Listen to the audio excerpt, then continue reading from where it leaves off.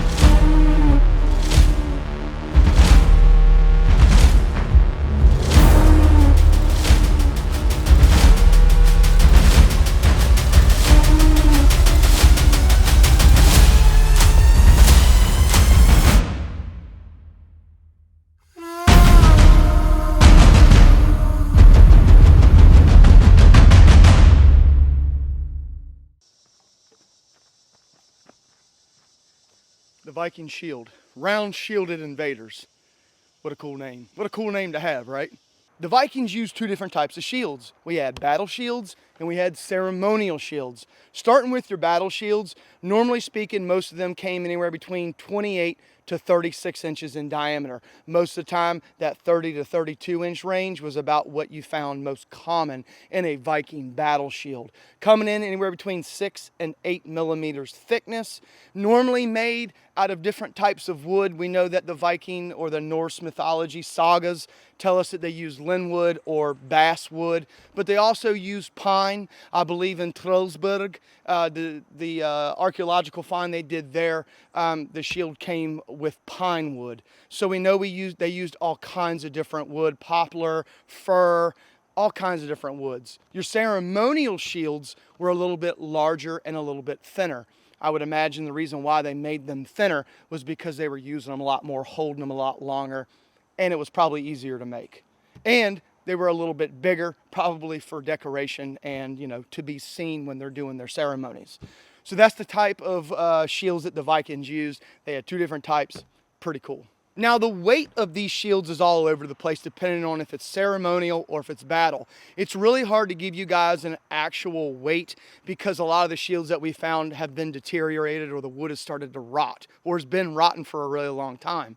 But they estimate anywhere between 8 and 13 pounds. I will tell you guys, I weighed this one and mine came in at a weird weight of 8 pounds and 8.8 ounces, which is pretty cool. 8s across the board. Once they cut their planks, glued them together, then they needed to work on the edge to prevent it from splitting from a axe strike or a sword strike. So what they used was rawhide leather. They would wrap it around the edge here, going all the way around, usually doubling it over to both sides, and then they would tack it on with different types of things. Most of the time they would use little nails, iron nails and stuff like that. Pretty cool. I thought that was very interesting. Now, when you get into the center boss, they had different types of bosses that they used, and they can determine the shield's age if they're able to find the boss, because different irons were used, so they can trace it back to certain times, which is a really cool thing to know, that they can trace things back depending on metal. A lot of people have tested Viking shields, and they've done it to historical accuracy, okay? And one thing they found is that if you just make it without putting anything on the face of the shield, It's easily penetrated by arrows. It splits easily with an axe strike or a sword strike. However, the Vikings did something a little different. What they would do is they would take an animal hide. They would wrap their shield, the face of their shield with it, and then they would let it dry. And what happened is that when the animal skin would dry, it would compress the boards even tighter, and it would give it a lot more rigidity and a lot more strength from those blows with either an axe or a sword. So leaving it just like this, it might be a little vulnerable, but if you want to make yours really tough, you can always go get an animal skin and do it that way. So the shield that I made is not historically accurate to the Gokstad or the Trollsberg discoveries or any other historical finds. It's 2025, right? It's not 800 AD. The reason why I made the shield the way I did is because it's quick, easy, but it looks really good and it's functional. And I'm going to be doing testing on these shields in the future, testing their durability, throwing axes at them, so on and so forth. So without further ado, guys, here it is, the Midgard axe throwing shield. Now I'm going to get into telling you guys how I made this step by step. So if you want to recreate it, you can. So how I started this was I went to Home Depot and I got a board of siding. It was 11/32 wide and it worked out really well, guys, because when I took it home, I didn't realize, but the daggone thing's so long that I was able to make 3 shields out of it, which is really cool. So I've got 2 other ones sitting at home that we can design, and maybe I'll give you guys an option in a future video to help me design one of them, okay?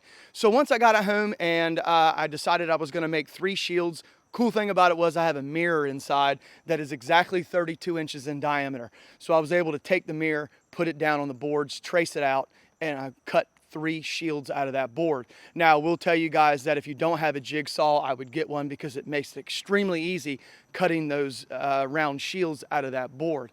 Now, I would suggest if you're able to get the same board I did, do so, but try to get one that's finished. Mine was really rough, so I had to get my DA sander out and I had to sand and sand and sand to try to get this thing decently smooth, okay? I used a 220 grit sandpaper, and after a little bit of time, I was able to get the front face pretty good. The back was really easy. It was kind of unfinished, so that went really fast, but this front took some time. Once I sanded the face, I was ready to go ahead and start marking my holes for my shield boss and for all the stuff I've got on the back. So what I did was I put the boss on the shield face. I started measuring everything out. I started to drill my holes once I got them marked, and then I was able to work on the handle on the back, drilling the holes for that. It went really fast, really easy. I had no issues doing it, and anybody out there could do the same thing. It was really quick. Now the cool thing about this is that in historical finds, most of the shields that they found, like I told you before, were made of a softer wood like pine or basswood. But a lot of the handles that they found on these axes were made of hardwood, like a beech. What I decided to do, of course, guys, you know that I utilize a lot of stuff in my videos that I have just sitting back. I don't like throwing stuff away. I like storing it for a rainy day. And I had a Holzbruch felling axe handle that was just sitting in the back, and I said, you know what? It's made of hickory. I could totally make a handle out of it. And that's exactly what I did. I whittled it down, sanded it down, and I made a handle for this shield out of a Holzbruch axe handle, as you can see here. Pretty daggone cool, pretty cool, pretty cool. And then I was able to drill the holes for that, get it set. It was really good. It worked out really well too. Once I got my holes drilled, it was time to put some color on the shield. Now, normally speaking, in the past, I just use paint. It's a lot easier. But this time, I wanted to do something different. As you guys know, I like branching out on this channel and using different things and making different things. So I went with a water-based stain and poly by Behr. I normally don't like water-based stuff, but I will tell you guys, it worked out really well. Now, the back and the front went on a lot differently, okay? Now, what I did was I started with the back and I used a 100% cotton t-shirt. And I like rubbing my stain in. And it went on the back really well. But when I got to the front, because it's a little bit of a different finish, I had to switch up to a paintbrush. So what I did was on the front, I used a paintbrush for the first coat. And then once it dried, I went back a second time with a t-shirt, 100% cotton t-shirt, and rubbed it in. And I got a really nice dark black finish. It didn't seep. It didn't kind of run through. It didn't do anything like normal water-based stains I've used in the past. It stuck, and it stuck really well. So if you're interested in using some type of stain for like a darker stain, like black, the water-based poly and stain from Behr is really good. So once I got the color put on, it was time to do something really cool. I wanted to design something on the face of the shield that would mean something to this channel and mean something to me. I thought that's probably what the Vikings did anyway. A lot of the shields that we found, a lot of the paint and a lot of the markings are just gone from, you know, being in the ground for so long. But I figured they would probably do something like this. I created my own bind rune. This is the runes M&A for Midgard Axe. Just combined them together, which is what bind runes usually are. And I made my own. So this is going to be the new bind rune for Midgard Axe. I thought it was cool. Now, I will tell you guys, when I did this, I started a fire in the backyard. I wanted it to be kind of cool, so I went out there, sat on the ground, kind of grounded myself to the earth, got some paint out with a paintbrush, and started this bind rune here. Now, it's not the cleanest of edges, and I did it on purpose, okay? They probably wouldn't have cared very much if it looked like this at the bottom. I thought it gives it a little bit of character, and it kind of goes back to that historical medieval time frame where they're doing a lot of art, but it's not like refined.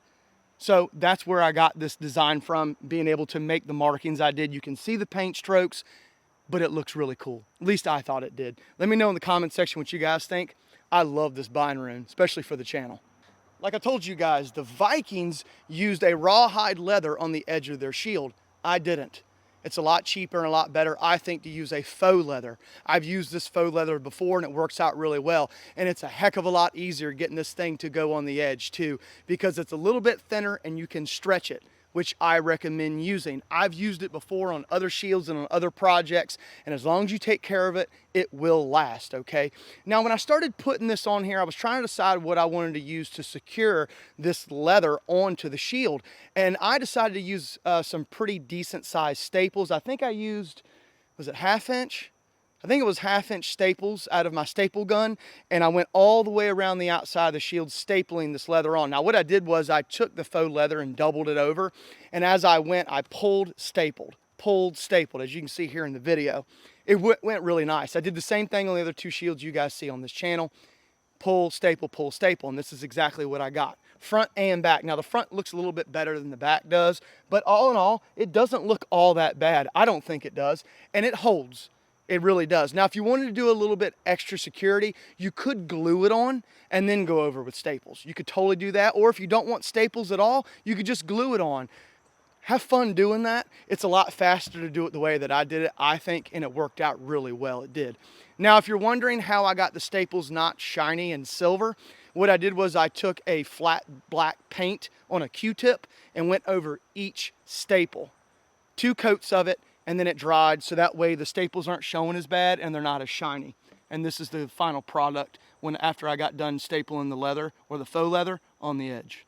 Pretty damn cool, guys. Pretty damn cool. Now you're probably wondering, Wes, we saw at the beginning of the video, you used more than one axe with that shield. How did you do that?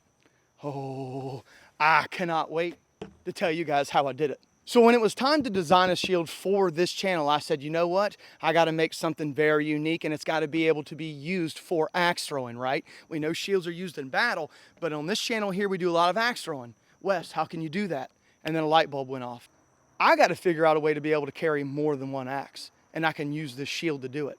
So let's talk about it. I use magnets. These magnets are called lockdown magnets. They're made for, you know, pew-pews, pew-pew. That's what they're made for, and they hold up to 40 pounds. Now, I've only got 2 on the back, but I could put more, and I probably will in the future, but it gives me some really cool options. At the beginning of the video, you guys saw I was able to carry 3 axes on me, 3 tomahawks. But if I was to get some of the World Axe Throwing League competition hawks, or maybe like the Jenny Wren, some smaller all-steel axes, I could put 2 on 1 magnet. So if I got 2 more magnets, I could potentially carry 2, 4, 6, 8, 9 axes on me, or, you know, like 7 or 8 hatchets and 1 big axe, all on me at the same time, running around throwing. And I thought that was pretty damn cool. I think this shield was going to be awesome for this channel and for you guys, being able to showcase it in the future, being able to carry a bunch of different axes and hatchets with me as I'm making different videos. What a great build I think it was. If you guys are interested, let me know. Put it in the comment section. I might consider making these. If you're interested, please tell me. You guys never say anything when I say this stuff. You got to go in the comment section and say, yes, I'm interested, or no, I'm not.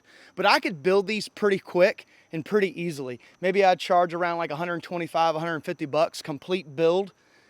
Let me know. I can put them on my website and I can sell them if you want to buy them.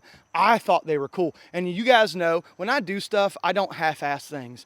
I put a lot of time and a lot of effort, and I make sure that stuff holds up. And I can show you guys over time and time again with this shield, with different videos, how well this thing is built.